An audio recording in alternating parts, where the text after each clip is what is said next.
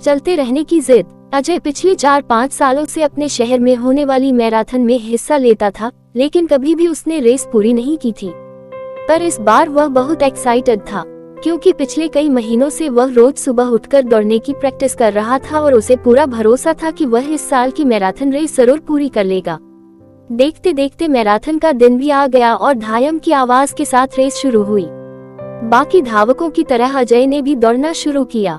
वह जोश से भरा हुआ था और बड़े अच्छे ढंग से दौड़ रहा था, लेकिन आधी रेस पूरी करने के बाद अजय बिल्कुल थक गया और उसके जी में आया कि बस अब वहीं बैठ जाए।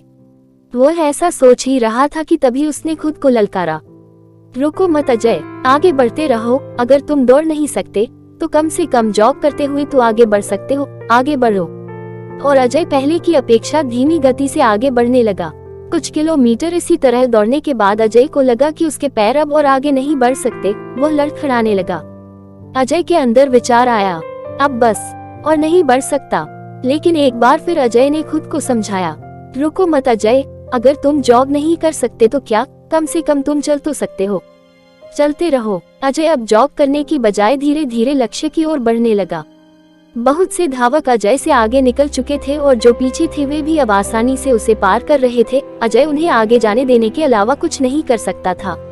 चलते चलते अजय को फिनिशर पॉइंट दिखने लगा, लेकिन तभी वह अचानक से लड़खड़ा कर गिर पड़ा। उसके बाएं पैर की नसें खींच गई थी। अब कुछ भी हो जाए मैं आगे नहीं बढ़ सकता, जमीन पर पड़े पड़े अजय के मन में ख्याल आया। लेकिन अगले पल ही वो जोर से चीखा, नहीं, आज चाहे जो हो जाए मैं ये रेस पूरी करके रहूंगा।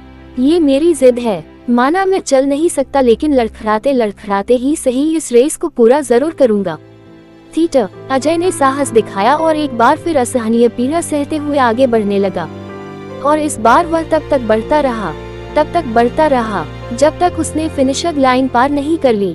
और लाइन पार करते ही वह जमीन पर लेट गया। उसके आंखों से आंसू बह रहे थे। अजय ने रेस पूरी कर ली थी। उसके चेहरे पर इतनी खुशी और मन में इतनी संतुष्टि कभी नहीं आई थी। आज अजय ने अपने चलते रहने की जिद के कारण न सिर्फ एक रेस पूरी की थी, बल्कि जिंदगी की बाकी रेसों के लिए भी खुद को तैयार कर लिया था। दोस्तों, चलते रहने की जिद हमें किसी भी मंजिल तक पहुंचा सकती है। बाधाओं के आने पर हार मत मानिए। ना चाहते हुए भी कई बार कंडीशंस ऐसी हो जाती हैं कि आप बहुत कुछ नहीं कर सकते, पर ऐसी कंडीशन को कुछ भी ना करने का एक्सक्यूज मत बनाएं। थीटर घर में मेहमान हैं, आप 8 घंटे नहीं पढ़ सकते, कोई बात नहीं, 2 घंटे तो पढ़िए।